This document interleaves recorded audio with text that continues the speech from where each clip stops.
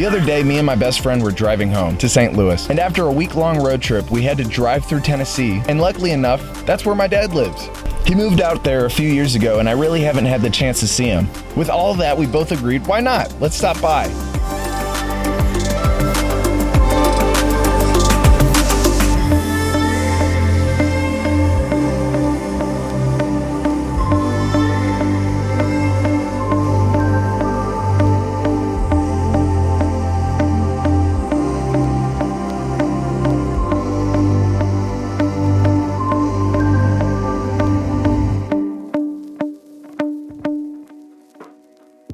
Growing up, I didn't have the best relationship with my dad. He was always traveling the country for work, and when he was home, from my eyes, it seemed like all my parents would do is argue.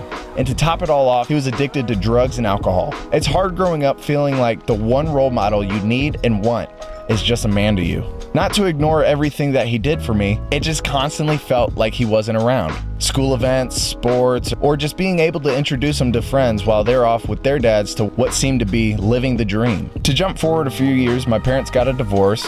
My dad got remarried. He was clean and sober, but still felt like something was off. I've always loved my dad despite our broken relationship. We've had a lot of tough times, even to the point of not talking to him and thinking that he was a monster. Then as time went on, I got older, we started working on our relationship, and we started hanging out, started growing together, started learning who he was, what he's done, and what he's accomplished. He tells me a story time after time again of how he was raised, where he's been, people he's met, and things of that nature. The way my father was, there was not much caring and understanding. It was pretty much a you will do it this way type thing, And I've learned as a result that doesn't really work. You've got to let your kids be the individual and be the, person they're going to grow up to be based on their own likes and concerns and their ways of doing things, their ways of thinking and just who they are, I've not always been the best dad, and I've not always been delivered the best,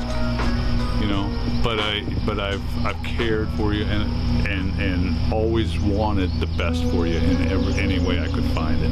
What I want my kids and to understand about life is that all I want to see you accomplish is to be the best you that you can be.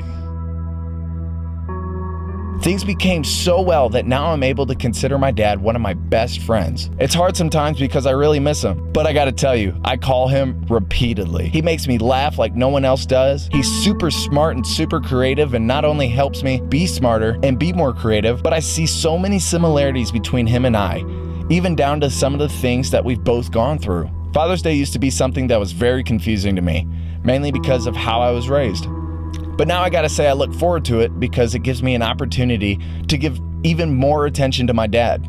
I was able to ask him things while I was at his house, showing me around, telling me stories. We were both cracking jokes. It was great. And I think my dad is one of the coolest people I've ever met. I love seeing what he's interested in, what he's working on, and him even encouraging me to be a better person.